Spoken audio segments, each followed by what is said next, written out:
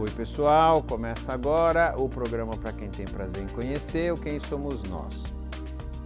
Tá começando de um jeito estranho, por que estranho? Vocês vão me ver desse jeito aqui, na hora de ver do programa eu vou estar diferente, outro cabelo, vou estar sem barba, etc. Porque deu problema em 4 introduções.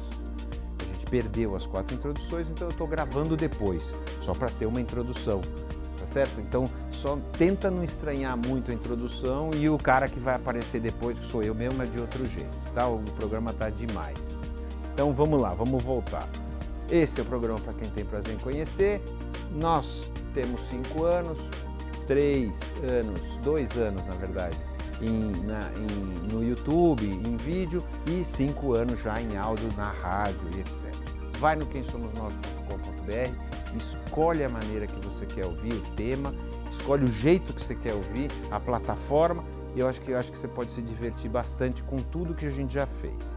Nós vamos continuar hoje uma série que eu acredito ser indispensável para um ano como esse, que está um pouco estranho e que tem eleições presidenciais. É uma série com os principais pensadores sobre o Brasil que nós estamos chamando de Que País é Esse? Claro que não tem uma mesma resposta para essa pergunta, mas depois de assistir todos os programas da série, você pode achar a sua resposta. Hoje e no próximo Quem Somos Nós também, nós vamos fazer algo meio diferente do normal e tomara que fique bom. Como tinha muito pensador para falar e para não ficar uma série tão extensa, nós resolvemos tentar colocar 2 juntos e de alguma maneira comparar os olhares entre eles. Nós vamos ver se vai dar certo. Como eu estou gravando depois, eu posso dizer deu certo. Tomara que sim.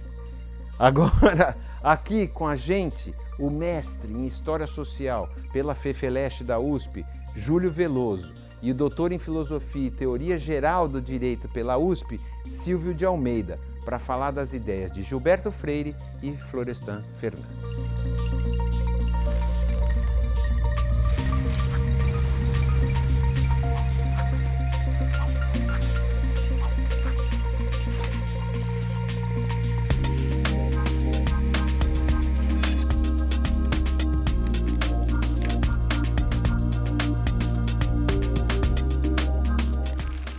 Quem é você?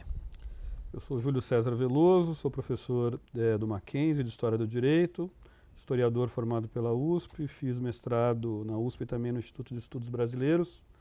Lá eu estudei um autor que é o Oliveira Lima, que é um autor que influenciou muito o Gilberto Freire, né, o objeto da nossa conversa aqui hoje, e fiz meu doutorado em História na USP, também História Social, e estou fazendo agora um pós-doutorado na Universidade de Salamanca, e sou professor da Universidade Mackenzie.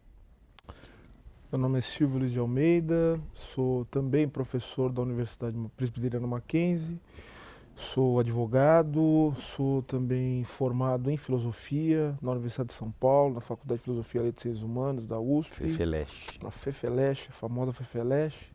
Sou mestre em Direito Político e Econômico pelo Mackenzie. Sou doutor em Filosofia e Teoria Geral do Direito pela USP, pela Faculdade de Direito do Lago São Francisco. Pós-doutor também pela mesma universidade. Eu estudei os autores da filosofia contemporânea, primeiro os autores da crítica, né? Meu mestrado é sobre a obra de Georg Lukács, meu doutorado em Sartre, que foi publicado recentemente, e atualmente estudo o pensamento social brasileiro, enfim, Estado de Direito no pensamento social brasileiro. Então vamos lá. Hoje a gente vai estar experimentando um negócio novo, já falei para vocês, tomara que a gente dê certo o que a gente vai fazer, que a gente vai, não sei se a palavra é essa, mas a gente vai cotizar, não é nem confrontar, mas a gente vai colocar lado a lado o pensamento de Gilberto Freire e do Florestan Fernandes, até separados por um bom espaço de tempo, assim, né? Não de nascimento, mas de pensamento. Primeiro, vamos tentar resumir o Gilberto Freire. Como que ele definiu o Brasil? O Gilberto Freire é um autor muito especial porque ele ofereceu em 1933, né, ao Brasil uma obra que eu acho que ele mesmo pretendia, e ele conseguiu que fosse uma obra, de certo modo, fundadora de como os brasileiros se enxergam, né? E essa definição dele, na verdade, é mais uma definição sobre o brasileiro do que sobre o Brasil, né? Mas ele definiu o brasileiro como fruto do encontro de 3 raças, né? O branco, o negro e o indígena, e definiu esse, vamos dizer assim, esse encontro como um encontro positivo, um encontro benfazejo, né, e que teria dado origem a uma quarta coisa, né? Essas três raças teriam se encontrado e forjado essa quarta coisa, que é o povo brasileiro, né? Então, a obra do Gilberto Freire vem para responder a uma velha pergunta, que é: quem é o brasileiro?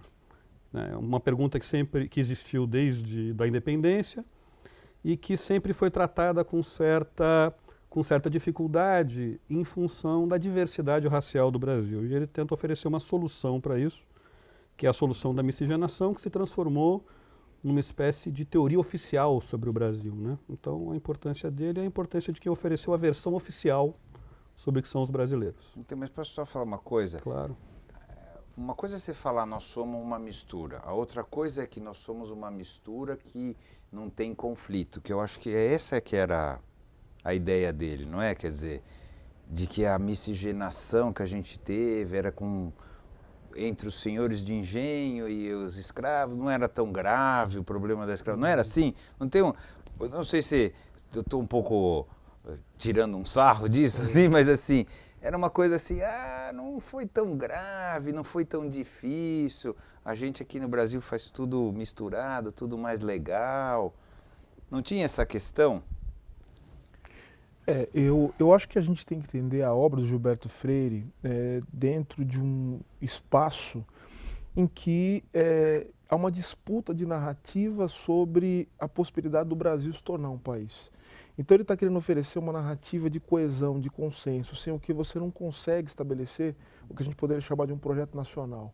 Sem dúvida alguma, a obra de Gilberto Freire, ela traz esse acento que você identifica muito bem, Celso.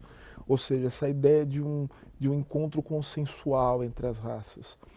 Entretanto, nós vamos entender os motivos e as razões que levam essa obra, com algo que a gente pode contestar hoje, a ter tanta força ainda no imaginário social. É o fato de que o Brasil, nos anos 30, apresentava um processo, né, de industrialização. O Brasil precisava de uma coesão enquanto país, e o Gilberto Freire, ele foi o responsável por tentar, do ponto de vista do imaginário social, criar essa coesão, né? Eu achei lindo, Então, como mito é lindo, não é? Sem dúvida. Mas assim, os bandeirantes destruíam os índios, tá certo? Era um horror. A escravidão, vamos falar sobre o assunto. Como? É meio difícil de entrar nessa. Eu acho lindo, se a gente conseguir, eu acho legal. Não, mas eu acho interessante, né? Assim, na verdade, o que a gente está fazendo aqui não é uma defesa do Não, Gilberto eu entendi. Freire. Mas como colou? Como que colou? Se os fatos são tão claros também ao contrário, entendeu? É um pouco difícil entender, mas como? É demais. Seria demais se a gente fosse assim mesmo, não é? Mas não é interessante que você vê um autor que está querendo, vamos dizer assim, ele está querendo criar uma unidade contraditória? Ele, de alguma maneira, ele reconhece que o Brasil ele tem profundas contradições, mas, ao mesmo tempo, ele procura mostrar como essas contradições fazem parte da própria dinâmica da formação social do Brasil. Então, ele tenta fazer essa coesão do ponto de vista ideológico. Agora, quando você fala de mito, nós estamos falando de mito exatamente por conta de uma visão crítica, né? E a ideia de mito é a ideia que é colocada pelo Florestan, né? Quem vai falar do mito, a democracia racial enquanto mito, é o Florestan, né? Na sua crítica ao por isso que nós estamos com os dois juntos aqui, porque no final a grande questão do Florestan Fernandes é essa, tá certo? Assim, é falar, peraí, não funcionou assim. E hoje é muito claro. Não, então, eu só quero voltar a falar assim, eu entendo a necessidade da gente criar um olhar de país, né? Ou vamos voltar na história do mito. Mas, nós somos isso, nós somos bacana, a gente com índio, negro, branco, português, a gente os imigrantes, nós somos super legais. Eu acho demais, até colou, né? Assim, colou que eu digo mesmo para fora do Brasil, na ONU, né? A gente era visto assim, colou, né? No sentido, até hoje eu acho que cola um pouco para fora, eu não sei direito, eu não saberia dizer agora. Os caras são, né, diferentes e tal. Mas nós não somos. Mas essa visão cola muito. Eu acho que a força da obra do Gilberto Freire assim, funcionou, né? Como funcionou, a pergunta vai ser muito interessante, né? Por duas coisas. A primeira é que quando a obra dele foi publicada, né, em 1933, o ambiente que havia, era um ambiente do racismo científico. Então, a sensação média que se tinha é de que o Brasil era um país inviável. Porque, veja, o racismo científico, que foi... A palavra científico não está aí à toa, ele tinha áreas de ciência, né? Era a ideia ciência. de falsa ciência, né? Mas na época, se você ler, por exemplo, Os Sertões, né, que é das coisas mais deslumbrantes que já se escreveu em língua portuguesa, né? Mas Os Sertões está lá, cravejado de racismo científico. Você vai lendo ali e vai se deparando, né, com as manifestações disso. Porque era uma ideia muito poderosa que tinha status de ciência, força de ciência. Bom, né? Que desagou no nazismo ali, né? Desagou no nazismo, E era uma ideia que considerava que havia uma hierarquia intelectual entre as raças e que o ponto mais baixo dessa hierarquia era o mestiço. Então você tinha o branco lá em cima, depois você tinha o asiático, depois você tinha o que eles chamavam de raça americana, que eram os indígenas das Américas, e depois você tinha o negro. Mas a única coisa que era pior para o racismo científico do que o negro era a mistura. E o Brasil era um país de mestiços. Então o que havia no Brasil era uma sensação ou de país de inviável, vira-lata, ou a ideia de que a única chance do Brasil era o branqueamento. Mas era o vira-lata também, né? Isso que persiste até hoje. Que persiste até hoje, a ideia do Brasil como inferior. Quando Gilberto Freire apresentou a obra dele, ela pegou essa ideia e virou de ponta cabeça. O mestiço passa a ser o melhor. O brasileiro... Então, assim, ela chegou para dar um certo alento. Um orgulho de ser brasileiro. Exatamente. O que o professor Silvio disse, ou seja, você está vivendo um momento em que o Brasil passa a ter um projeto nacional, é o patriotismo típico do pós-Revolução de 30, e a teoria dele chega como uma possibilidade redentora, apesar dele ser contra o Getúlio, né? A primeira frase do Casagrande Senzala é a seguinte frase: em 1930, ou seja, o ano da Revolução, me ocorreu a aventura do exílio. Ou seja, essas coisas da diferença entre obra e vida, né? Ele vai embora, ele foge do regime que consagraria a obra dele como versão oficial do Brasil. Por isso que é divertido, né? Essas coisas são interessantes, né? Maluco também. Mas o que acontece é que o Gilberto Freire está dentro de um contexto intelectual que as ideias sobre o racismo científico estão sendo contestadas em todos os lugares do mundo. Né, pelo menos onde se faz antropologia, onde se estuda sociologia. O Gilberto Freire está no contexto ali da sociologia, da antropologia cultural norte-americana. Ele estudou nos Estados Unidos. Ele é um filho intelectual do grupo do Franz Boas, né, que foi o fundador da antropologia, a primeira cadeira de antropologia do mundo, e que afirmava que não havia, peremptoriamente, que não havia qualquer tipo de inferioridade entre as chamadas raças. Até aí, ok. Então, eu estou falando sobre a ideia de falar, nós somos legal. Então, o que eu acho é que ele, de fato, do ponto de vista científico, ele tinha essa convicção, né, influenciado por todo esse ambiente, por essa episteme intelectual, de que não havia hierarquia entre raças. A miscigenação era boa. Sim, de que a miscigenação ela não era algo degradante, de que ela não tinha ela não tinha um aspecto deletério sobre a sociabilidade. Mas daí a ser superior, porque daí ele inverteu a coisa. Você não tem um truque? Uma coisa é dizer o seguinte, isso é uma bobagem, e né, todo mundo sabe que é uma bobagem, né? Hoje, né, todo mundo sabe que é uma bobagem genética, né? Assim, é fácil isso é uma bobagem, mas assim, a ideia dele falar, não, mas nós não somos uma porcaria, nós somos o melhor. É diferente de falar que não há diferenças. Sim. O que eu acho que ele faz, ele nunca disse isso do jeito que eu estou falando, então eu estou falando assim, uma percepção minha, de que o que ele tenta fazer é dar ao Brasil uma obra fundadora. Você pega, por exemplo, o caso da Argentina, né? A Argentina tinha como obra fundadora da sua vida social, de como os argentinos se encaravam, a obra do Sarmiento, que era o Facundo, Civilização e Barbárie. É interessante esse E, como o E do Casagrande e Senzala. E é um livro escrito no século XIX pelo Sarmiento, que depois virou presidente do Brasil, da Argentina, perdão. Tudo igual, tudo igual, vizinho, não é isso? Brasil, Argentina, Buenos Aires, capital, não é isso?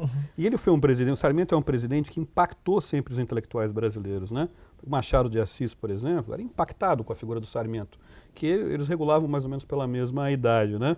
Inclusive eu ouvi um programa muito bonito com o professor Alcides Vilaça aqui falando do Machado, né? e muito interessante. E o Machado era um sujeito impactado com a figura do Sarmiento, porque o Sarmiento era um intelectual impressionante, o autor do livro fundador da Argentina, e, poxa vida, foi eleito presidente da República, né? E é o grande responsável pela alfabetização precoce da Argentina, né? Precoce em relação às Américas e precoce em relação à própria Europa, né? Obra do Sarmiento.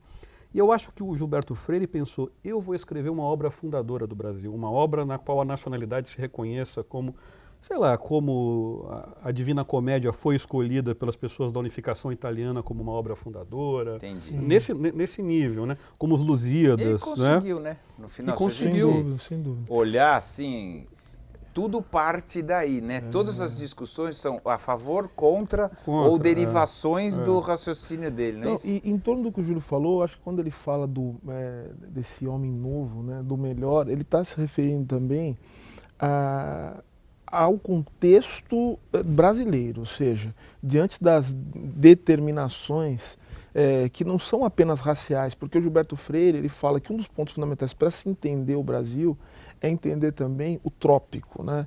Ou seja, o modo com que do modo com que se organiza também a vida natural do Brasil. Nós estamos aqui num país tropical, enfim, as relações sociais e econômicas elas foram forjadas a partir de uma história muito específica e deste modo o mestiço, segundo a interpretação dele, seria aquilo que de melhor resultou do encontro das três raças no interior do trópico e também levando em consideração as peculiaridades da formação econômica do Brasil, que é o latifúndio. Então você tem o encontro das raças, o latifúndio e o trópico. Esses três pontos eles convergem para formar o que o Brasil tem como características fundamental e que não é uma coisa ruim, é o que nós somos, é o que ele está dizendo. E ainda mais, ele fala que a maneira com que as três raças se encontraram, e veja o que ele vai dizer do negro, ele fala que a contribuição, cada uma das raças que se encontrou, contribuiu da sua maneira para que o brasileiro tivesse as características que tem hoje. Então ele vai dizer, olha, não há inferioridade em relação do negro africano em relação ao branco, porque o negro vindo de África deu uma contribuição, inclusive do ponto de vista técnico, ensinando aos brancos coisas que eles não tinham a menor ideia. Ele vai falar de higiene, ele vai falar, por exemplo, das técnicas, né, que negros da África, trazidos da África, trouxeram e que se amoldaram ao modo de vida do Brasil, né? Então é isso que ele está querendo dizer. Então se juntam essas três características e aí vai chegar no discurso da democracia racial, ou seja, nós estabelecemos uma forma de convivência espontânea que supera o que a gente poderia chamar de uma democracia política. Há uma democracia, vamos dizer assim, racial, quase que natural, que é o resultado dessa convivência do encontro das três raças no trópico e na condição do latifúndio. Aí você teria uma democracia. Eu volto a falar, é lindo, mas não funciona de verdade. É uma bela narrativa. É lindo, de verdade eu acho lindo e quando fala assim eu adoro. Você fala, poxa, que legal que nós somos assim. Dá uma vontade mesmo de embarcar, mas não é. Agora, quem vai dizer que não é o Florestan. O que ele fala, ele fala sobre então o trópico em si? E o que ele fala sobre o latifúndio em si? Porque a gente falou sobre a democracia racial, mas qual é a influência do trópico em si nisso? Seria impossível ter essa democracia racial dele em outro lugar? É isso? Por quê? O que um tem a ver com o outro? Eu acho que esta democracia que ele narra seria impossível em outro lugar, porque o encontro é um encontro muito feliz, o encontro assim, é uma coisa que deu certo espetacularmente, porque foi um encontro entre o português, que era, segundo ele, o colonizador mais talhado que já tinha havido para formar uma colônia, dentre outros muitos motivos, porque o português não tinha o que ele chama de orgulho de raça. Então o português é alguém, não é que ele não é racista, mas o português não tem orgulho da sua própria raça. E o português não tem, não por um motivo atávico, mas porque o português tinha convivido com o árabe. O português havia sido dominado por um não branco, de modo que ele tinha uma relação com os negros que os ingleses, por exemplo, insulados lá na ilha, não tinham condição de ter. Então esse português estava preparado. O negro era preparado para a colonização nos trópicos porque estava habituado a esse tipo de clima, então ele estava preparado para trabalhar, porque na África o negro tinha inclusive como o professor Silvio falou, tinha um domínio da técnica que o levava a trabalhar. O negro estava... É interessante isso no caso da Grande Senzala, porque o negro está mais apto ao trabalho do que o índio pela sua capacidade técnica, ou seja, por ele ter tido um tipo de trabalho para além... Não é? O índio tem um outro olhar, né, em relação a... O Freire vai dizer isso. Tanto é que o Freire, quando você lê o Caso da Grande Senzala, você percebe que a contribuição do índio é muito mais a contribuição da Índia e não do índio homem.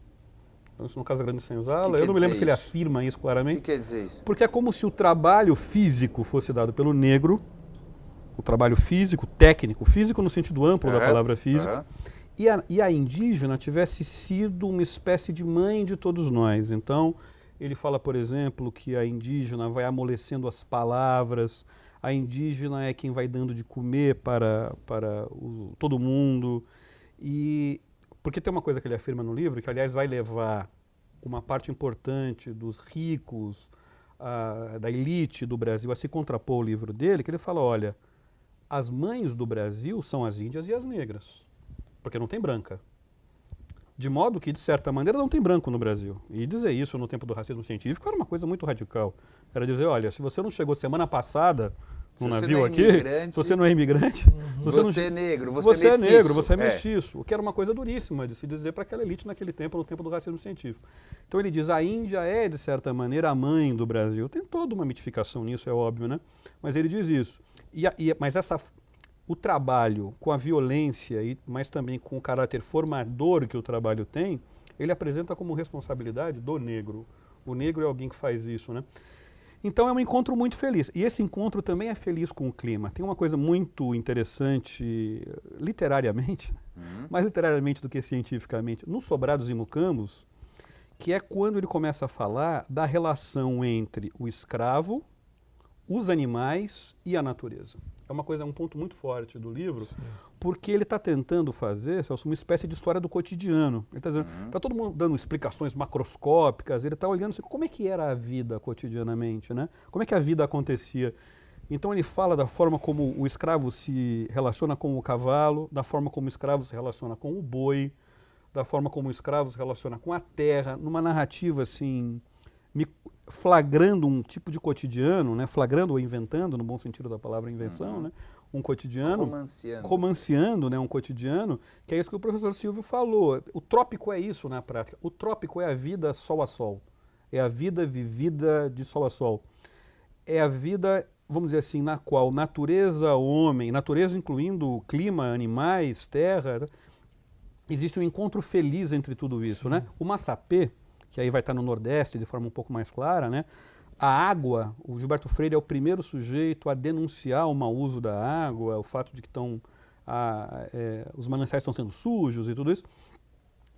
Esse encontro entre uma terra muito fértil, o negro preparado para isso, o português que nasceu para ser colonizador, os animais para os quais os escravos conseguiram achar um uso muito inteligente para cada um deles, é uma espécie de encontro feliz. Então, é mais uma coisa em que ele faz a inversão, né? As pessoas estão olhando nesse tempo para o passado e condenando o passado, ele olha para o passado e olha o passado como um momento formador em que o Brasil é a terra na qual um feliz encontro aconteceu. Júlio, eu queria pegar o que você falou brilhantemente, lindamente, para ressaltar 2 pontos sobre o Freire que eu acho que são interessantes. O primeiro deles é o fato de que o Freire ele não está afirmando de que esse tipo de encontro feliz não é um encontro sem conflitos.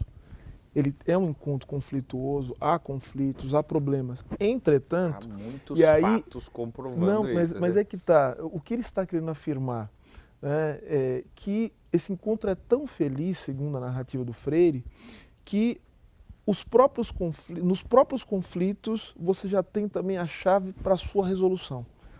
Os conflitos eles encontram a sua resolução por conta desse ambiente que o Júlio descreveu.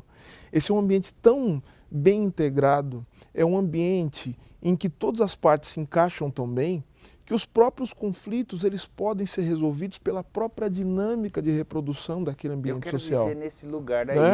Não é o lugar que eu vivo, mas eu quero viver nesse lugar. Mas aí que eu acho demais, que talvez seja essa mesmo, tenha sido a intenção dele, de criar esse tipo de sentimento.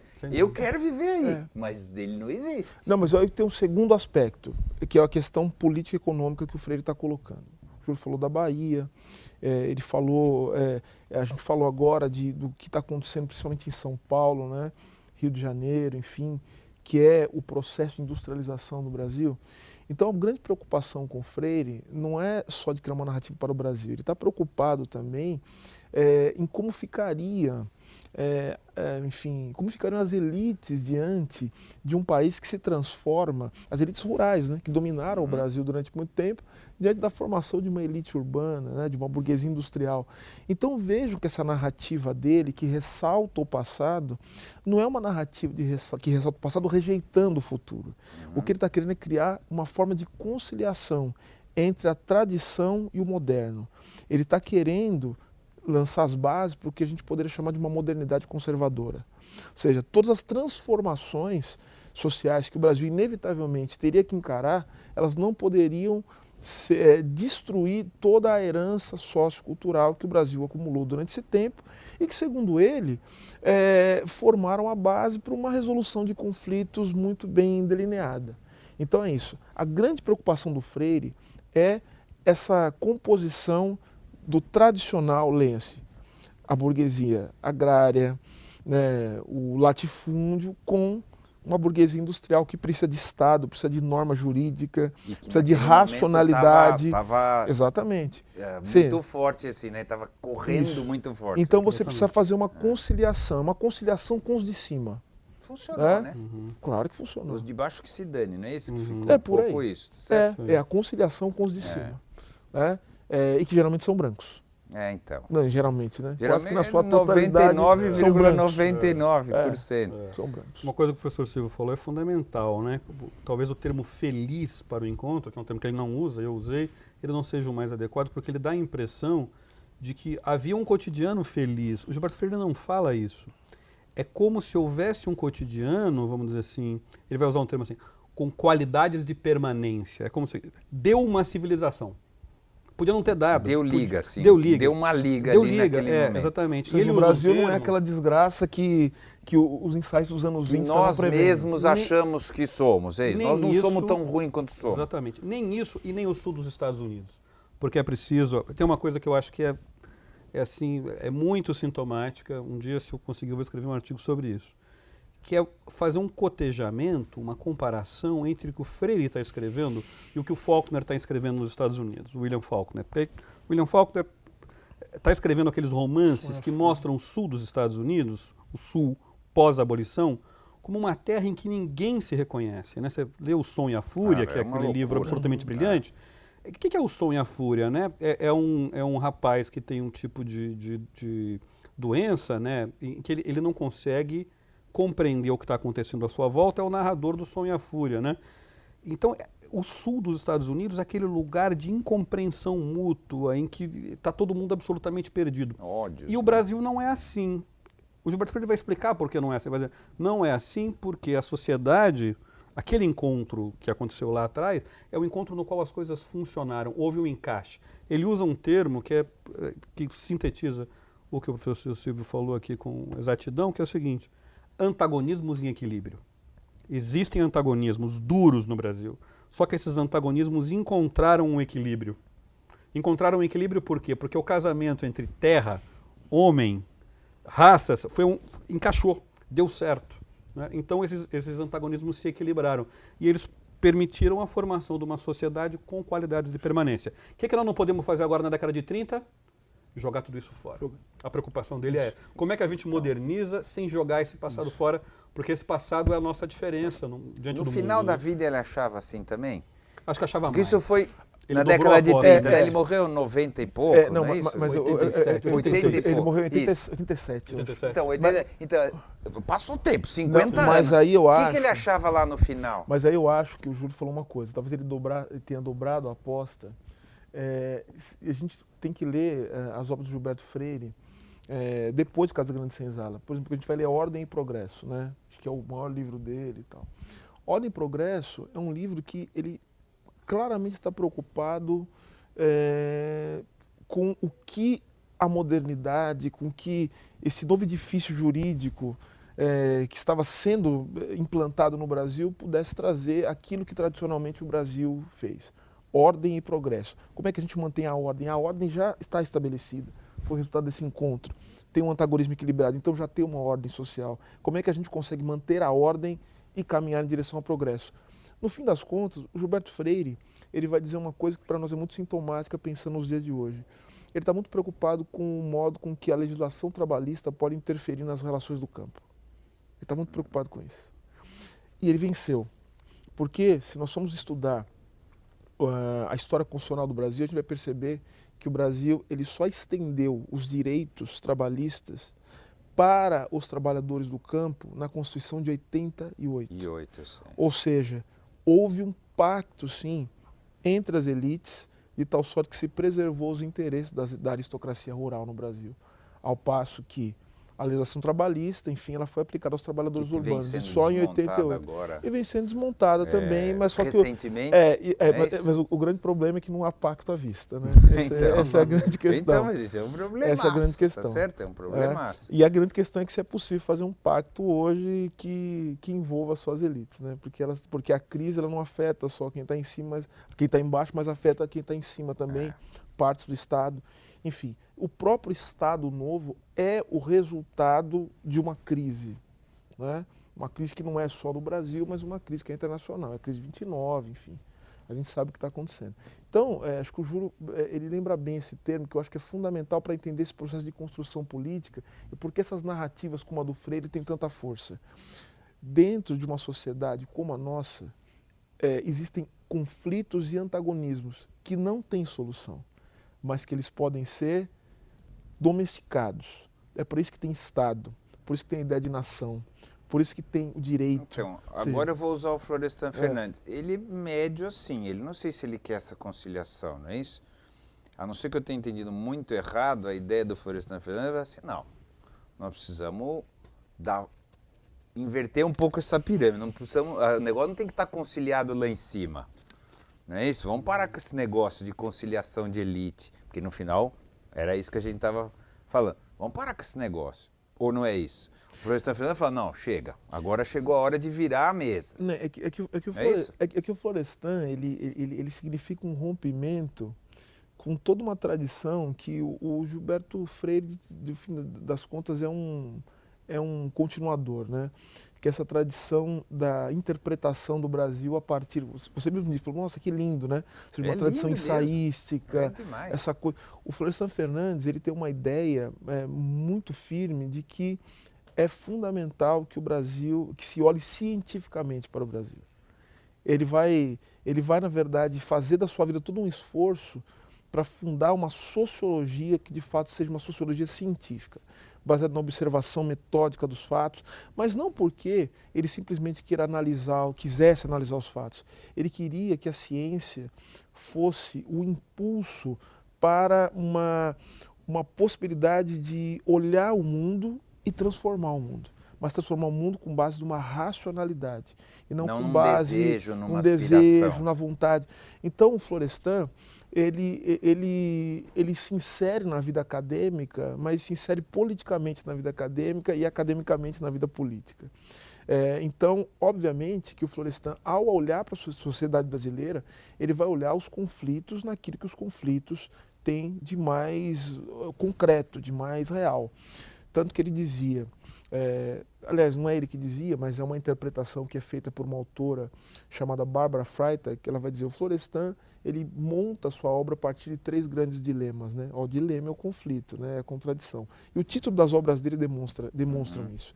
Ele trata de um dilema, que é o dilema social, da forma social brasileira, o dilema racial e o dilema educacional do Brasil, né? E todos os 3 dilemas convergem por uma tônica que está muito presente nas obras do Florestan, principalmente na primeira fase, né?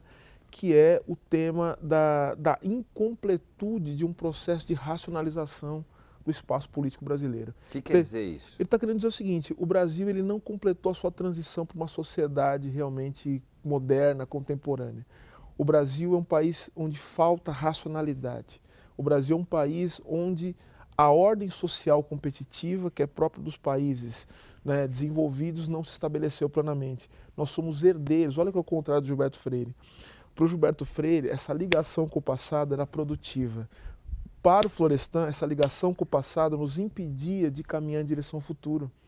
Porque nós ficávamos presos ainda a um conservadorismo, ficávamos presos ainda ao padrão das relações escravagistas, ficávamos presos ainda a um padrão de relações hierárquicas, baseadas simplesmente na tradição e no poder. A leitura dele do país parece mais correta, não? Mais pé no chão, ou você acha que não? É uma leitura precisa, uma leitura mais precisa, né? sem dúvida. Menos bonita, né? Sem dúvida. É mais chato falar sobre esse assunto, mas assim, me parece muito mais próximo do país que nós somos, tá certo? Sim, mas veja só que interessante, o que a gente está querendo ressaltar aqui em relação ao Gilberto Freire, sem fazer defesa de Gilberto Freire, por óbvio, é a força das ideias.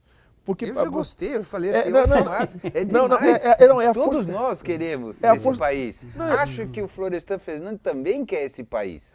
Tá certo? Sem dúvida. Só que ele quer partir do país real para chegar nesse país. Quem não quer esse país? Acho que você chegou no ponto. Não é tanto isso? que ele vai eu dizer. Quero, todo mundo quer. Perfeito. Só que da onde a gente vai partir? Não é isso? Você chegou no ponto. Tanto que ele vai falar do mito da democracia racial, ele vai falar isso no livro dele, uma das grandes obras dele, que é a Integração do Negro à Sociedade de Classe. Ele vai falar disso. Mas a grande questão que a gente quer ressaltar aqui é a força das ideias. Por mais que a gente fale do Gilberto Freire, o que a gente está ressaltando aqui é que as ideias dele tiveram força, ainda têm força, e assim, essas ideias elas movimentam ações políticas, elas criam embaraços, concordo. Pessoas morrem por causa disso. Né? Então, quer dizer, eu entendo. É o papel do que a gente chama de ideologia. Né? A ideologia, mais do que ser algo que encobra a nossa visão sobre o real, é algo que, vamos dizer assim, são lentes a partir do qual a gente dá sentido para a realidade. Ou seja, a ideologia é uma prática material. Então, a gente vai olhar a política externa do Itamaraty. O externo do Itamaraty é baseada nessa ideia de exportar a democracia racial do Brasil como sendo um modelo. E isso, inclusive, foi objeto de uma das pesquisas feitas pelo Florestan Fernandes, junto com o Roger Bastide, né, nos anos 50. Eles foram contratados, né, enfim, pela ONU, depois da tragédia da Segunda Guerra Mundial, para fazer uma pesquisa sobre o Brasil, porque estava todo mundo interessado como é que era possível que um país de tanta diversidade pudesse criar uma dinâmica de convívio pacífico. Né? E aí o que fizeram o Florestan e o Bastide? Eles demonstraram tristemente no relatório que, na verdade, tudo que se falava sobre democracia racial no Brasil não era verdade. Porque é um país extremamente conflituoso, que distrata e trata muito mal as suas minorias, de que a riqueza é construída em cima de uma superexploração daqueles que pouco têm e que ela tem um recorte racial muito preciso. Ou seja, o Florestan, ele nos apresenta uma outra visão, mas a partir do momento em que ele exerce a função de teórico, empunhando as armas da crítica. Né? As armas da crítica. O que nos permite estar aqui agora falando o seguinte, olha, Gilberto Freire, o que ele está dizendo não corresponde ao real, porque chegou o Florestan e outros também, depois dele, muito importantes, que demonstraram, né? Olha, o real é esse aqui, a narrativa é essa. O que a gente acha da gente mesmo não é. Sim. Né? A gente se olhando no espelho de verdade, a gente se via de um jeito que não funcionava. Só que tem isso, é muito mais legal você se olhar do outro jeito, do que você se olhar desse jeito, claro. Não é isso? Do que se olhar com a realidade. Eu acho que em parte, porque tem uma coisa que o Gilberto Freire diz que ainda é muito pouco absorvida para a elite, que é o caráter não branco de todos os brasileiros. Isso ainda é uma coisa dolorida, né? Quando o Gilberto Freire diz não tem branco no Brasil, e todo mundo é negro, ou seja, essa raiz... Coisa que o sujeito só aprende quando vai para os Estados Unidos ou vai para a Europa, né? Aí é maltratado. Quando ele é maltratado lá, ele percebe, né? Mas ele diz, ó, todos nós somos mestiços, ou seja, salvo quem chegou semana passada, né? O Chico Buarque até disse isso há um tempo atrás, né? Ele teve um episódio de racismo com o neto dele, né? Em que ele falou, olha, só tem 2 brancos no Brasil, a Xuxa e o Tafarel. O resto... E essa frase do Chico Buarque é profundamente freiriana. E o Freire disse isso na década de 30, o que é uma coisa muito violenta disso, violenta no bom sentido, uma boa violência de se fazer, contra uma elite que considerava que um pingo de sangue negro era uma coisa degenerada, era uma mancha indelével que não se podia resolver. E eu acho que isso continua sendo um problema. Não mudou muito, né? Não mudou muito. Não sei nem se mudou pouco também. Não, eu acho que a obra do Gilberto Freire continua sendo cortante. Ela continua tendo, porque é uma obra tremendamente... Se você leu Casagrande Senzala, quando se leu Casagrande Senzala, primeiro é uma obra muito envolvente, porque é uma obra assustadoramente bem escrita. É uma obra de arte. E quem diz isso não sou eu, é o Guimarães Rosa que diz isso, é gente de muita qualidade que leu, e são artistas da palavra, né? Que leem e falam, poxa, isso aqui é uma coisa de muito nível, né? Então é uma coisa tremendamente bem escrita e é fugidio, porque num parágrafo ele te fala uma coisa que te deixa de cabelo em pé, né? Nessas ideias, por exemplo, que ele tem de que existe uma complementariedade entre o sadismo do branco e o masoquismo da negra. Porque é uma coisa que qualquer pessoa razoável lê uma coisa dessa e fica de cabelo em pé. E quer largar o livro, é uma coisa absurda, né? E logo depois ele faz uma denúncia da violência contra os escravos tão pungente, quando ele fala que, isso não deve ser verdade, mas ele conta num livro que era comum, acho que na Bahia, que um senhor de escravo, para que as paredes da casa grande da fazenda fossem fortes, ele emparedasse um negro na fazenda. Então ele te dá uma coisa, quando você acha que está com alguma coisa na mão, ele logo te tira, né? Então é um autor muito, muito fugidio. E esse caráter cortante da obra se mantém. Os clássicos são assim, né? Um clássico é um livro que o tempo vai passando e ele continua dizendo coisas muito fortes para nós, né? Então acho que o Freire, ele continua sendo alguém, ele mesmo se dizia muito conservador, tem uma entrevista famosa dele, né? Em que a entrevistadora, que até uma professora da Unicamp, dizia, começou a falar, porque o senhor é um autor, ela ficou procurando para não ofendê-lo, né? O senhor é um autor, ele falou, pode falar, minha filha, conservador. Eu sou conservador, sim. Eu não sou reacionário, mas eu sou conservador, né? Então é um autor assim que permanece sendo um autor conservador, né? Por tudo isso que o professor Silvio diz, mas ao mesmo tempo na obra dele tem ainda um corte subversivo, vamos dizer assim, que é o fato de ele jogar na cara de uma sociedade tremendamente racista o fato de que não tem branco no Brasil, de que todo mundo é mestiço, de que todo mundo, de certa maneira... É que no final, o que se cumpriu, o que vem se cumprir, vamos falar do Brasil de hoje, não tem, né, é que a gente mantenha uma situação de escravidão, né? No final seja ela qual cor, seja, né, de escravidão social, de escravidão racial, de escravidão... Quer dizer, o país não se integrou de verdade. Né? Não aconteceu isso, nem lá atrás, eu acho, né? Porque eu não sei, eu não estava lá, mas eu pressuponho que não. E o mundo andou, a parte sociedade industrial, as coisas aconteceram, o país não foi assim. E nós estamos numa situação, nós andamos milímetros, se é que andamos nesse sentido, entendeu?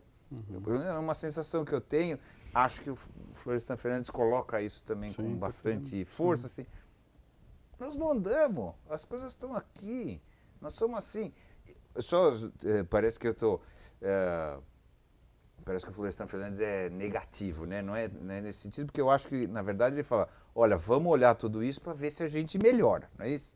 Sim, sim. Pelo que eu entendo, de novo, vocês entendem muito mais, mas parece que ele fez esse diagnóstico para dizer, agora nós temos que melhorar, tanto que ele se meteu em política, fundou o partido e se colocava dessa maneira, não é isso? Sim, eu acho que uma segunda fase da produção do Florestan Fernandes, eu acho que vai no sentido que você disse agora. Vamos dizer assim, a conversão dele ao marxismo, né, começando a trabalhar com as categorias marxistas, colocando o termo revolução, falando de como as transformações sociais no Brasil só seriam possíveis se houvesse uma participação efetiva da população, e ele fala especialmente da população negra. né, na linha de frente das lutas políticas, eu acho que demonstra bem isso. Ou seja, o que o Florestan fazia era um diagnóstico sobre a realidade que nos desse possibilidades concretas e reais de transformação do real, a partir de armas reais, né? Eu acho que, de fato, a obra do Florestan ela tem esse caráter crítico, mas as ideias do Freire elas têm uma força muito grande, inclusive, se a gente for pensar, o modo com que a população, mesmo aqueles que nunca leram Gilberto Freire, se veem no espelho e consideram também como se formam a fundo as relações raciais.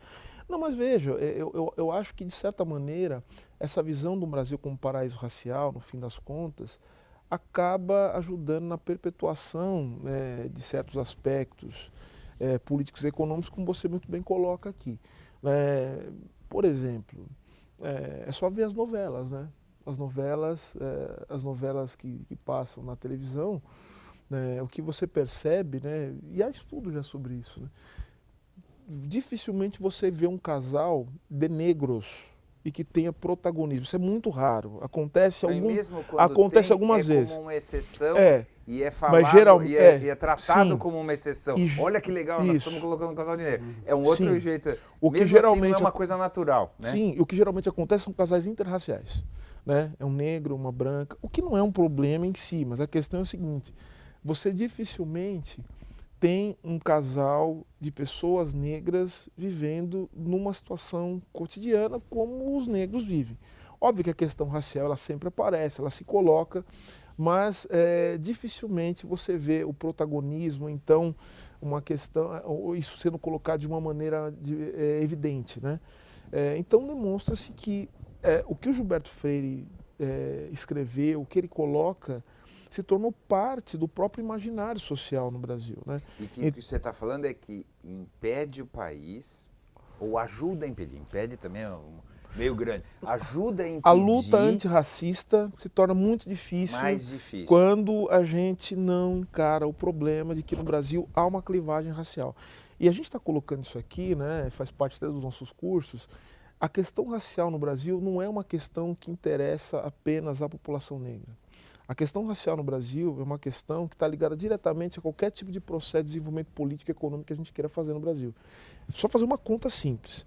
Aliás, uma pergunta, né? Você está nos entrevistando, mas eu quero fazer uma pergunta que eu acho interessante, já que é um papo aqui. Eu queria saber, olhando para o mundo todo, né? Olhando para os países desenvolvidos, eu estou aqui no contexto do capitalismo, né? Países desenvolvidos, que país conseguiu se desenvolver discriminando 54% da sua população? Bom, os Estados Unidos, eu não sei qual é a população de 13%. Negro, Os negros são 13% dos Estados Unidos. Discriminaram firme, né? 13%. Também, não é isso? Não, inclusive é por isso que se consegue colocar negros em papel de destaque sem que isso mexa com a estrutura de poder. Porque se você coloca 54%, se os negros fossem maioria, obviamente que os Estados Unidos eles seriam um país menos desigual. Agora, com 13% dá para tratar daquele jeito, né? A grande maioria, uma minoria que se destaca, aparece na festa do Oscar, a gente acha que os negros nos Estados Unidos estão vivendo uma situação muito boa. Mas na verdade na verdade não, é uma minoria da minoria que são ultramilionários, enfim, ali, os artistas, enfim, são os artistas, enfim, músicos, alguns políticos, enfim, tá ali. Agora no Brasil é o seguinte, isso demonstra também a condição de um país periférico. Uma coisa que o Florestan também vai falar, né, no final da sua obra, que ele vai querer tratar da questão do Brasil como um capitalismo dependente, desenvolvido. Somos subdesenvolvidos, ou seja, um fator fundamental do nosso subdesenvolvimento é o racismo. O racismo. Tem gente que coloca assim, não é racismo, é uma questão social, é uma questão de classe. Também. É um preconceito de classe e, por acaso, tem a ver também com a cor, porque quem está nas classes mais baixas são os negros. Como é que você olha isso? Entendeu, né? Tem muita gente que coloca assim, peraí, não é cor necessariamente. É uma mistura, uma aceitação disso tudo, mas é uma mistura. Não, nós somos legal com raça, nós somos bacana, nós somos Gilberto Freire com raça, mas nós somos injusto socialmente. Mas eu acho que... Não é isso? Tem gente que olha dessa maneira, né? E como os negros vieram da escravidão, de uma classe social bem mais baixa, por acaso é negro. Né? Não é isso? Tem gente que entendi. coloca dessa maneira. Como você vê? A tua afirmação, ela meio que responde a Não, tua ela não questão. é minha. Não. Jeito de olhar, A afirmação que você fez agora, a partir, né, de um... É um tipo de argumentação a partir que desse, é comum, desse argumento, né? Tá certo? Você já deve ter ouvido várias sim, vezes sem isso. dúvida. Eu acho que responde um pouco a tua afirmação inicial, né? Ou seja, veja só, raça e classe são fenômenos sociais que estão diretamente imbricados, né? Porque, veja, o que nos faz achar que é absolutamente natural que a gente esteja num ambiente que, em tese, é um ambiente democrático, vamos falar da universidade pública, por exemplo, né? Falar da USP. O que nos faz aceitar e achar absolutamente normal que a maioria das pessoas que lá estudem, principalmente nos chamados cursos de elite, falando de medicina, direito, engenharia, São ricos. são pessoas... Não, eu não estou falando de ricos, eu estou falando assim, são brancos. E por que a gente aceita tão naturalmente essa identificação entre riqueza e branquitude? Se o racismo não constituir também o nosso imaginário, ainda aqueles de nós que dizem assim, não sou racista, porque vejam, mesmo ao dizer que não é racista, há uma constituição da maneira com que as pessoas olham a sociedade que naturaliza certas posições.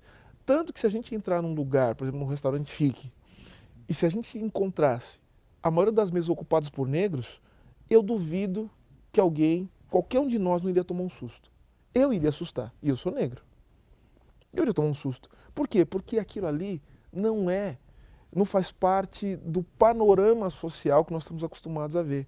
Então vejam que o racismo, ele não se manifesta apenas como um dado material, como discriminação direta, mas o racismo é algo que constitui também a nossa subjetividade. Ele nos faz naturalizar certas situações. E por isso uma narrativa tão poderosa como a do Freire, que é uma narrativa acadêmica, que se constrói na academia, mas é uma narrativa também que se constrói a partir também de uma certa visão que vai penetrando até nos recônditos da sociedade. O racismo científico foi a mesma coisa. O racismo científico ele não foi construído apenas por um bando de pessoas ignorantes que achavam que os negros eram inferiores. Não, o racismo científico foi construído nas academias. Né? Frenologia, né? Aqui para ciências exatas, né? Ciências ditas exatas, né? Mediocrância, a biologia, né? Funciona assim, o nariz. Sim. Né? A Lilia Schwartz tem um livro dela, né, que fala como se o racismo no Brasil no século XIX só se tornou possível com o apoio de 3 instituições fundamentais, né? As faculdades de medicina da Bahia e do Rio de Janeiro, o Museu de História Natural do Rio de Janeiro do Pará, os museus, e as faculdades de Direito de São Paulo do Recife. Ou seja, você precisa, para reproduzir uma sociedade... elite também, não é isso? Sim, mas para você reproduzir o racismo... Mas eu quero voltar nessa história. O branco pobre, ou não tem branco no Brasil, mas vamos supor que tenha algum, tá certo? Que não seja tão negro. É que branco não é cor, pobre né? também se ferra, tá certo? Claro. Sim. Então esse é o argumento. Assim, a questão não é a cor, é a classe social. Não é? Mas o branco tem uma coisa que a Michelle Alexander fala, que é o salário psicológico. Ele tem um salário psicológico. O que é o salário psicológico? Ele olha para o lado, olha para o outro, né? Ele fala assim, a minha vida é muito ruim, só que tem gente que está pior que eu. E geralmente essa pessoa é negra, né? E está pior mesmo, não tenha dúvida disso, né? Um branco pobre e um negro pobre nunca são iguais, né? Até pela perspectiva de futuro que eles têm, né? Inclusive, um dia me deram um relato que eu achei espetacular, aqueles meninos que moram na Praça da Sé, dentre eles parecia um menino bem branquinho, né? E olha só como o racismo ele vai constituindo uma certa racionalidade. Falou que na hora que a polícia chegava, ele estava junto com os meninos todos. Na hora que a polícia chegava, ele colocava as mãos no bolso e saía andando assim normalmente e se afastava dos amigos negros. Aí a polícia ia só nos negros e não ia nele, porque ele era branco. Porque no imaginário, um menino branco como ele não podia estar no meio daquele mundo de negro, né? Vocês entenderam? É que, na verdade, né, o Gilberto Freire diz que não tem branco no Brasil e essa afirmação dói nos brancos, porque os brancos querem ser quatrocentões mais e estarem brancos, livres disso, querem ser mais brancos ainda, mas a verdade é que tem branco no Brasil. Tem branco no Brasil. Sim. E todos os índices mostram isso com clareza, né? Porque o problema fundamental é que raça é uma categoria social e ela está identificada com um tipo de identificação do fenótipico. Então, o policial está andando para fazer a ronda dele, ele decide quem parar ou quem não parar a partir disso. Ele não faz exame genético, né? Então, não tem raça cientificamente, mas para a polícia tem, para o Estado tem. Eu não estou culpando os policiais individualmente, né? Claro. Mas para o Estado há raça, né? E para o Estado há um tratamento diferente a partir disso, né? E a história que o Silvio conta é exatamente isso, ou seja, o menino de rua branco, ele tem um status especial em relação aos meninos de rua negros, né? É o famoso caso dos mendigos gatos, que é uma coisa que está aí na imprensa, né? Mendigato, ou seja, é uma ideia seguinte, não pode ter um branco de olho azul na rua, ele tem que ser recuperado e ir para a capa de uma revista, porque é um fato absolutamente... assim, a indignação das pessoas quando vem um branco numa posição que é naturalmente de um negro. Agora, veja só, falar de branco. Assim como criaram, o Franz Fanon tem uma frase que eu acho ótima, ele fala assim, os brancos racistas que criaram o negro. O negro criou uma coisa que chama negritude, que é outra coisa que é a forma de lutar contra o racismo. Então, não foram os negros que dominaram, nós somos negros, né? Porque há todo um significado social para o que significa isso. Então, mas os brancos também foram inventados, né? Então, tem uma coisa que chama branquitude, uma coisa é branquitude, outra coisa é brancura. Brancura pode ser a pele clara, tal. Mas branquitude se define socialmente como privilégio. Isso é outra coisa. Então, uma pessoa, vamos imaginar, um imigrante sírio que sofre toda a ordem de violência, que está sofrendo nesse momento, por conta da situação que a Síria vive e que também está vivendo privações terríveis na Europa, chega no Brasil 1, 2, 3, 4, 5 gerações, pode ser que ele se integre. Por quê? Porque a pele dele é clara, porque ele é branco. Ele vai ser lido socialmente como branco. Agora, o mesmo não espere em relação aos haitianos, que é uma outra história, né? Por conta do dispositivo de sociabilidade que tem aqui no Brasil. Então, o sujeito que é branco aqui no Brasil e que é tratado como branco, porque branco tem a ver do jeito que você é tratado e não da cor da sua pele, tenta ir, por exemplo, para os Estados Unidos para ver se será tratado. Será latino, e latino não é branco nos Estados Unidos. É uma outra coisa. Irlandês não é tratado como branco também no Reino Unido, né? Tanto que há um termo pejorativo para se referir aos irlandeses. É o white nigger. Eles chamam os irlandeses desse jeito. Perceberam? Então, quer dizer, a raça é um dispositivo social que vai definir quem vai ter vantagem ou privilégio. E você não consegue criar esse dispositivo se não tiver muita teoria, muito doutorado na faculdade. Os instrumentos se não tiver científicos, entre aspas, para validar esse tipo de discurso. Se não tiver Estado, não tem racismo. Porque é necessário que o Estado também crie formas de classificação das pessoas, que pode ser por meio de uma segregação oficial ou pode ser por meio também da incorporação de um discurso em que não existe diferença entre as raças. Quando, na verdade, elas são subjacentes, elas existem dentro do processo de reprodução social. Isso que é bonito do Florestan, né? Voltando ao Florestan, porque o que o Florestan fez? Ele, que era um sujeito de origem muito pobre, ele era branco, né? Mas ele era um sujeito de origem muito pobre, era filho de uma empregada doméstica, não tinha pai, né? Ou seja, viveu criado só pela mãe e teve uma infância tremendamente pobre, era garçom. Ele entrou na universidade percebendo isso, ou seja, percebendo que as máquinas do Estado, os aparelhos ideológicos reproduziam o racismo, ele tomou posse. Ou seja, ele passou a ser um elemento dominante da faculdade de Sociologia, que viria a ser a faculdade de Sociologia da USP, e usou aquela máquina ali de produção de conhecimento para lutar contra o Freire. Então, na verdade, tem uma luta direta, aberta entre os dois. Né? O Florestan é 20 anos mais novo do que o Freire, mas eles foram coetâneos, eles conviveram, né? E na verdade, o Florestan usou a máquina da universidade para fazer pesquisas empíricas, como o Silvio falou, pesquisas científicas, né?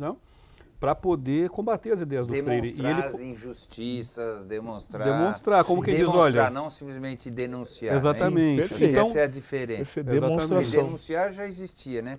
Exatamente. Então é uma coisa ensaística e bonita, porque ensaística, né? vai também do talento do ensaio, né? Porque não é qualquer um que escreve um ensaio com qualidade, mas a força ensaística do texto contra estudos cientificamente conduzidos. Tanto é um projeto institucional do Florestan, que não é só ele, né? São as obras dele, são as obras do Fernando Henrique Cardoso, né? É a obra do Ottaviani. Eu acho muito interessante porque os dois livros, os dois doutorados, né, são publicados no mesmo ano, que é 62, e os dois são dois petardos da obra do Freire. Logo depois tem o golpe militar em 64, né? E o Freire se alinhou com a ditadura no Brasil, que colocou o Freire numa situação de dificuldade. Aí agora reacionário, aí sim, reacionário, não mais né? Conservador. Exatamente. E o Florestan conseguiu com isso, vamos dizer assim, avançar algumas casas. De modo que quando a gente olha assim para o cenário desse debate, no debate do nosso programa aqui de hoje, né? É um cenário no qual, vamos dizer assim, você tem as tropas freirianas posicionadas de certa maneira e as tropas do Florestan posicionadas também de outra. Então é um debate no qual o Freire vamos dizer assim, o principal vencedor, por isso que o Silvio falou. As ideias do Freire foram as que penetraram nas mentalidades, no coração das pessoas. Porque é mais fácil você acreditar, mais gostoso acreditar no E eu que acho ele que fala. tem uma coisa que é assim... É horroroso você se olhar como um povo injusto, um povo violento, que mata 60 mil pessoas por ano. Sim. É horroroso se olhar assim. É muito mais legal você olhar e falar assim, não, isto é um probleminha que nós temos, mas nós somos outra coisa. É muito mais gostoso fazer assim. E eu acho que tem o seguinte, com base na ideia freiriana, que não é só dele, mas ele é o principal pensador, né? O getulismo, em especial o Capanema, o ministro da Educação, foi 10 anos ministro da Educação no Brasil, foi certamente o ministro da Educação mais importante que o Brasil já teve, Educação e Cultura, né? Importante no sentido de que as coisas mudaram depois dele, né? Dirigiu todo um movimento que na verdade produziu um casamento entre o modernismo brasileiro e as ideias do Freire. Então, as ideias do Freire foram, para além de terem a força da sua própria escrita, ou seja, ter um livro poderoso como a Casa Grande Senzala, depois um outro livro poderoso como Sobrados e Mucambos, elas tiveram os pincéis do Portinari, elas tiveram um cinema que se... Uma aceitação cultural enorme. Exatamente, né? E isso foi... O Mário de Andrade conduziu um pouco isso, né? Isso se transformou numa imagética do Brasil, né? Que foi feita a partir da obra dele. Então ele tem essa vantagem. Enquanto o Florestan teve que vantagem? Por ele ter produzido um discurso científico... Racional, ele teve outras vantagens, né? Que é a vantagem do espaço universitário. Tal. Mas não pegou de modo o que coração esses dois das autores pessoas. não pegou o coração, pegou o cérebro de alguns. Ele perdeu a luta porque a luta se dá no coração no final. Exatamente. Mas eu acho que eles estão aí em conflito. Onde ainda. vocês acham que deu errado tudo isso? Quer dizer, que deu errado que eu digo assim, por que a gente não conseguiu ser o país do Gilberto Freire e por que a gente está preso no país do Florestan Fernandes? Agora é uma opinião pessoal. Por que a gente está travado nisso? Eu acho que assim, né, quando você pensa no Gilberto Freire, a ideia dele de que isso aqui, né, esse país, é um país que pode dar certo, ele tem os elementos para dar certo, de que nós temos vantagens comparativas, eu acredito nessa ideia. Eu acredito que o Brasil pode ser O Brasil tem os pressupostos para dar certo, né? Ou seja, as peças estão colocadas. Um território enorme, é um país riquíssimo, é um país que tem conflitos muito graves, mas não é um país absolutamente fraturado, né? Você pega a Espanha, por exemplo. A situação da Espanha é uma fratura, né? Não é o caso do Brasil. Então vamos dizer assim, as pré-condições... Os ingredientes são ótimos. Tá muito perfeito. Boa, muito mas esses boa. ingredientes estão aí há um tempão e a gente não conseguiu fazer o bolo. Por que não faz o bolo? Certo, Eu acho que tem alguns motivos. Eu vou falar de um só para ser rápido, o Silvio dá a opinião dele, né? Um elemento fundamental nós temos um tipo de racismo no Brasil que não é um racismo que é uma herança do passado, que é... como o próprio Florestan chegou a pensar que era. O próprio Florestan apresentou, como o Silvio falou, o racismo brasileiro como assim, o Brasil não é um país plenamente moderno, por isso que é racista. O racismo do Brasil é um racismo moderno, é um racismo do nosso tempo, é um racismo contemporâneo, 4.0. O que é pior. O que é pior. Por quê? Porque a existência de uma massa enorme de negros no Brasil permite você ter uma camada de pessoas que você pode hiperexplorar. Porque veja, O capitalismo brasileiro não tem condições, aliás, o capitalismo de lugar nenhum do mundo, eu acho, tem condição de remunerar o trabalho como o liberalismo diz que remunera, ou seja, remunerar todas as pessoas da mesma maneira, todos são iguais perante a lei, estabelecer contratos econômicos, é impossível. O racismo te permite ter um critério objetivo, fenótipico, para você poder pegar uma parcela da população e estabelecer sobre ela uma hiperexploração.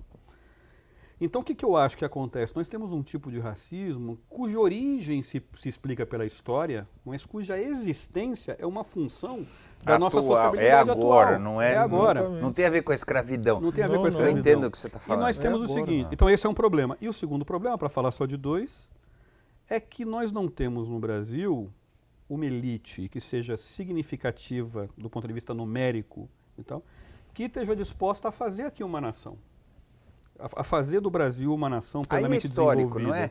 Aí isso é mais histórico. No sentido de que sempre foi uma coisa, vem, pega dinheiro e vai ou volta para Portugal, ou vai para Miami, ou vai para não sei o que lá, não é isso? Exatamente. É uma elite que resolveu se associar como jeito. sócia menor de uma exploração que é estrangeira. Isso, estrangeira. E você vai, pega a sua grana e tchumba. É. Não é isso, então, mais ou menos? Isso é histórico. O Brasil nunca foi diferente disso. Nunca foi. Tem um horizonte intelectual baixo, tem um horizonte de realização pessoal que também é baixo, né? E ele pode ser plenamente, vamos dizer assim, executado, a pessoa pode se realizar plenamente na sociabilidade brasileira, com o Brasil sendo um país que ficou pela metade, mais ou menos, um país com elite associada. Fica até mais fácil, né? Porque, na verdade, quando você tem uma massa de miseráveis, né? Enfim, fica muito mais fácil, você tendo um teto baixíssimo intelectual, você sentir plenamente realizado, você sente alguém, né? Eu concordo plenamente com o Júlio, acho que ele está muito correto quando ele fala dessa questão racial, eu vou insistir.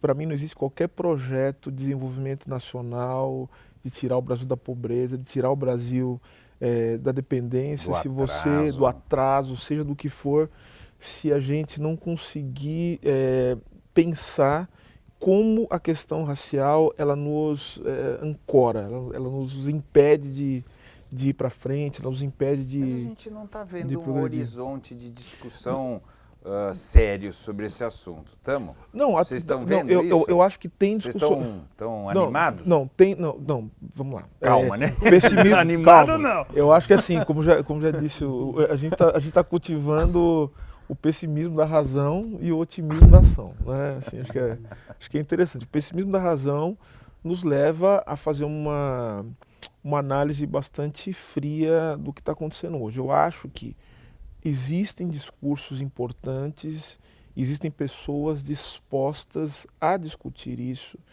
Eu acho que isso vai inevitavelmente se tornar uma pauta por conta... Eleitoral, você acha? Eu acho que dos candidatos mais à esquerda, inevitavelmente, até porque a gente teve um fenômeno muito expressivo no Brasil, que é a entrada de algumas pessoas pertencentes às minorias, especialmente as minorias raciais, falando dos negros, né, e indígenas, dentro de um ambiente acadêmico onde tomaram contato com alguns discursos. Então, isso criou, de certa maneira, uma demanda, mas é uma demanda que ainda não atinge o volume necessário para se tornar pauta de uma eleição nacional, não é povo, enfim. Né? Povo é que pois elege, tá certo? Você entendeu? Isso não é uma discussão do povo, é? Não, não é do povo, mas é um problema do povo, enorme. Mas não é um assunto que está sendo discutido. Mas eu acho que existe sim uma discussão, é que a gente fala de povo, né? Acho que também tem uma série de coisas que a gente tem que pensar. É uma discussão que não é uma discussão que está na academia só não. Quando a gente fala de povo, tem que entender. É uma discussão que não está massificada, mas é uma discussão que tem alguma relevância sim. Vamos pegar um termômetro de povão? É uma discussão, por exemplo, que atingiu a telenovela, coisa que não existia. Está se discutindo racismo nas novelas. Então, está se discutindo racismo em filme de Hollywood que está fazendo sucesso tremendo aqui no Brasil. Então, de alguma maneira... Que é exatamente uma maneira de manutenção, sim. Uma discussão cosmética. Eu não estou Não, eu entendi. Mas tem gente que coloca e fala assim, essa é uma discussão boa para as pessoas ficarem falando aqui e as coisas continuarem aqui. Mas o que eu estou apontando é que a pauta racial, ela tem a sua relevância. pode ser, por exemplo, eu acho que a gente poderia fazer essa discussão de uma outra maneira. Eu acho que essa ligação entre raça, que o Júlio muito bem fez, a questão racial e projeto nacional, que significa pensar o que é o Estado brasileiro, o que é uma nação, o que vai ser a economia brasileira, essa discussão eu acho que não está bem feita, não. Essa não é uma discussão bem feita. O que eu estou dizendo que se discute é a questão racial. Inclusive dessa maneira que você coloca, né? Ou seja, como de maneira apenas do ponto de vista estético, da representatividade, que tem a sua importância, que eu sempre costumo dizer. Bacana, não, que black, tá certo, black mas is beautiful, mas black power, né? Tem que ter as duas coisas. Claro. Né? Mas é uma discussão importante porque, veja, o Freire, quando ele escreve o Casagrande Senzala, a preocupação dele é uma preocupação ética, mas é uma preocupação estética também. Ele está criando um parâmetro para pensar esteticamente o que é o Brasil. E a gente não consegue pensar o ético sem pensar o estético. E aí entra uma discussão sobre a questão racial. Enquanto a gente não construir um Brasil em que as pessoas tenham orgulho da sua negritude, da sua relação com a África, ou seja, mudar os parâmetros estéticos, a gente não consegue ter energia social para construir um projeto de Estado, um projeto de país. Então a gente não tem isso, tá? Então, o Júlio, concordo com a primeira premissa do Júlio. Concordo também com a segunda, Júlio. A gente sempre concorda, né? Vocês estão Assim, concordando. eu gosto de Isso aqui tá uma a gente palhaçada. a gente tá tentando discordar. É que eu gosto tanto desse sujeito aqui que não tem jeito, tá difícil. Estou muito íntimo. Sujeito, não sei. Mas eu concordo também com a segunda questão em relação à formação das elites no Brasil, né?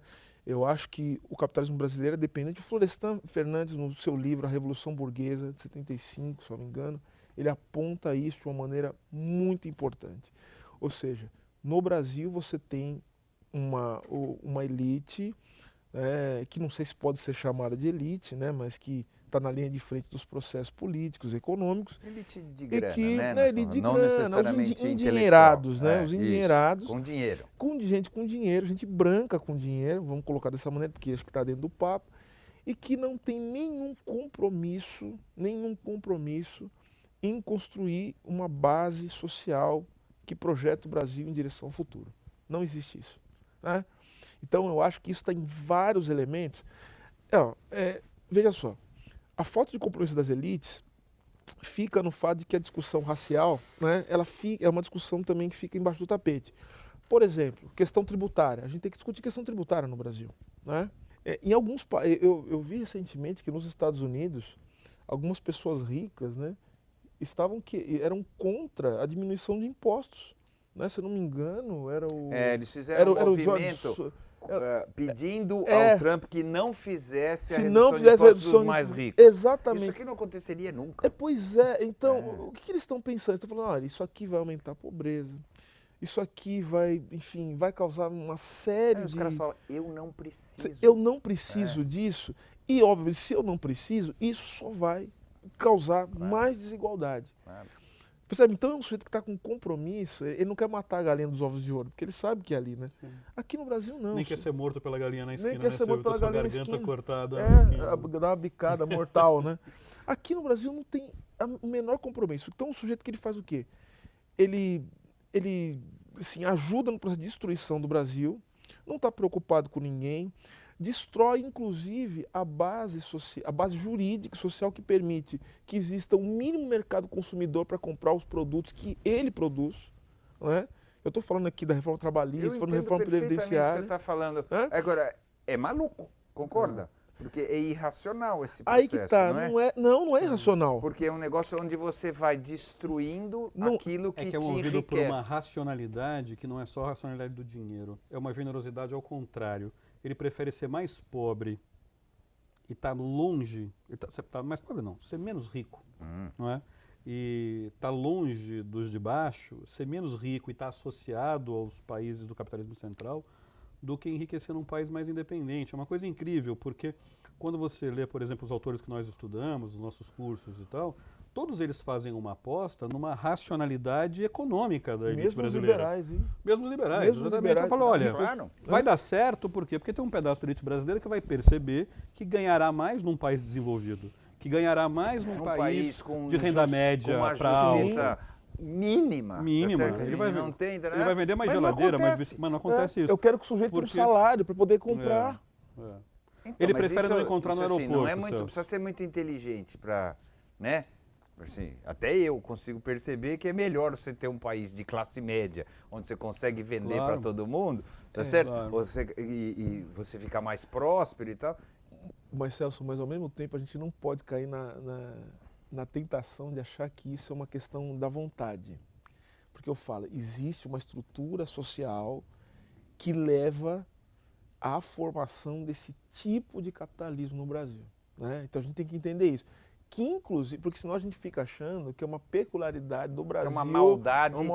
Não, existe uma estrutura, inclusive forjada a partir dos países centrais. De interesses de interesses centrais, porque assim, ter uma burguesia capitulada, ter capitalistas desse tipo, obviamente que é de todo interesse de quem está no centro, né? Então, toda vez que você tentou ter qualquer projeto autônomo de país, a gente sabe o que aconteceu, né? Golpe de Estado. A gente sabe o que acontece. E sempre tem uma digital que não é, cujo passaporte, que não está no passaporte brasileiro. Não é só brasileiro. Assim, o que a gente está falando não é teoria da conspiração, isso é história. Isso é história, isso aí está em qualquer... E não é só no Brasil também, em outros países periféricos acontece direto, tá certo? Então vejam, uma coisa, Júlio, deve ter histórico, você que é um grande historiador, você pode falar primeiro sobre isso. A gente tem que fazer um histórico para tentar entender, se é que já não existe isso, do que aconteceu com os capitalistas nacionais, aqueles que tentaram apresentar, acho que eles Barão de Mauá, acho que tem essa história, né? Tentaram apresentar algo novo, algo que fosse próprio do Brasil, né? São sempre histórias de pessoas que uma hora ou outra foram destruídas, fracassaram e tal. Foram punidas. Foram punidas violentamente. O Brasil tem um caso, né? A maior empresa aérea que o Brasil já teve, né? É uma empresa que faliu tendo ativos, né? Acho que é a Panera, né? Uma empresa que faliu tendo ativos. Os militares chegaram e tiraram todas as linhas. Ditadura, assim. Aí é político, aí eu já não sei. Mas isso tudo, o que eu quero dizer é o seguinte, os empreendimentos nacionais, né, assim, aquilo que é do interesse nacional... Não conseguem, na verdade, ter uma... Não é só a vontade do sujeito, porque assim... aí seria fundamental para que isso fosse minimamente viável, a gente está falando, pensar o que poderia ser feito, né? É ter um projeto nacional. Aí tem que ter Estado junto. Por isso que em 30 a gente conseguiu, ainda que aos trancos e barrancos, quando o Estado lava a mão, aqui. Mesmo que o cara tenha uma intenção, o capitalista, que a gente está chamando de mesmo que o empreendedor resolva fazer direito, o Estado tira o corpo fora, ele vai tomar um tiro na testa lá na frente. Não tenha dúvida. Né? Por isso também que impede um pouco a formação dessa elite chamada inteligente, vamos dizer assim. Porque o cara que é inteligente, chega uma hora, ele vai morrer. Né? E vamos juntar as duas coisas? Não tem como veja, como é que você forma uma inteligência, né? E uma coisa que o Florestan falou, assim, pegando a sociologia do Karl Mannheim, né? Como é que você forma uma inteligência, né? Pessoas que vão poder pensar o país, né? Você tem que mobilizar todas as melhores energias que o país for capaz de produzir. Ou seja, o Brasil, não sei, convivam com isso, né? Morram com essa. Vai ter que formar uma inteligência que vai ter negro no meio. Porque senão não tem jeito. Agora, para isso, o Gilberto Freire é poderoso. Por quê? Porque, veja, você tem um tipo de inteligência que é uma intelectualidade que está associada ao que o Brasil é hoje, está satisfeita com isso, mas você tem na outra ponta, e essa na outra ponta não vai ajudar também nesse projeto, que é uma intelectualidade que acha o Brasil tão ruim, tão bichado, tão sem solução, não é? E essa é uma inteligência em geral de esquerda, crítica e tal, mas ela é crítica a um ponto que ela também vai ajudar pouco em tentar transformar, juntar essas peças desse Lego que está mal montado, né, e remontá-lo de um jeito... Então, é o que o Silvio chama de projeto nacional. Se você não tem um pedaço de elite que está interessada em fazer dar certo, ou seja, que se convença de que apesar dos pesares, dos horrores, das violências que são assustadoras e estão piorando e tal, o Brasil tem os pressupostos para uma montagem que permita que isso aqui vire a potência que isso aqui é, né? É difícil, porque nenhuma nem outra joga. Eu não estou dizendo que os intelectuais têm a obrigação de colocar a sua inteligência ao serviço da nação. Seria uma bobagem sem tamanho. Mas eu estou dizendo que precisa ter uma certa quantidade de pessoas animadas com isso. Juntar isso. Um mínimo de esperança. Exatamente. O César Benjamin, que hoje é secretário de Educação do Rio de Janeiro, ele tem um texto que eu acho que é muito brilhante, em que ele fala o seguinte: nós precisamos voltar a imaginar o Brasil. Ou seja, tem que ter um pedaço da intelectualidade brasileira que volte a colocar um pedaço da sua inteligência, da sua criatividade, do seu esforço em imaginar um futuro para o Brasil. O que está acontecendo? As pessoas se desmobilizaram disso, assim, uma parte muito... Estão cansadas, e os motivos para o cansaço são justos, tem uma são lista, razoáveis. Tem uma lista. Tem uma lista muito boa de motivos. E quem não está cansado está impossibilitado de pensar qualquer coisa, porque está sendo tão explorado, trabalhando tanto, pensando em sobreviver. Às vezes até perseguido, né, Silvio? Agora virou moda a Polícia Federal entrar na universidade, né? Então, alguns perseguidos, inclusive. Mas tem que fazer isso, porque sem isso não tem solução. E o Freire ajuda nisso, porque o Freire, apesar de todos os pesares dele, e todos os pesares que nós dissemos aqui são reais, né? Ele é um sujeito que olhou para esse negócio aqui e falou, poxa, tem um país possível aqui. Então, eu quero fechar, infelizmente, porque dá para a gente conversar muito, né? Mas eu quero fechar. Quem somos nós, do ponto de vista do Gilberto Freire, quem somos nós do ponto de vista do Florestan Fernandes? Eu acho que do ponto de vista do Gilberto Freire, nós somos uma nação com um lugar especial no mundo, e esse lugar é um lugar que é dado pelo encontro benfazejo que aconteceu. É um encontro entre o ambiente e o homem, né, que permitiu que o Brasil se transformasse numa, como ele dizia, uma civilização com qualidades de permanência. Então o Brasil tem um lugar próprio no mundo dado por essa situação especial, né? E para o Florestan, o Brasil é um país tremendamente injusto por uma estrutura social tremendamente violenta e exploradora e tal, que tem na questão racial, na opressão contra os negros, um dos seus elementos fundamentais. Ele tem duas fases. Na primeira fase, ele considera que a solução para isso é o Brasil se transformar num país plenamente capitalista, e depois ele tem uma segunda fase na qual a solução para ele é o socialismo e a revolução. Tentei fazer uma síntese aqui. Tá, excelente. Valeu, boa.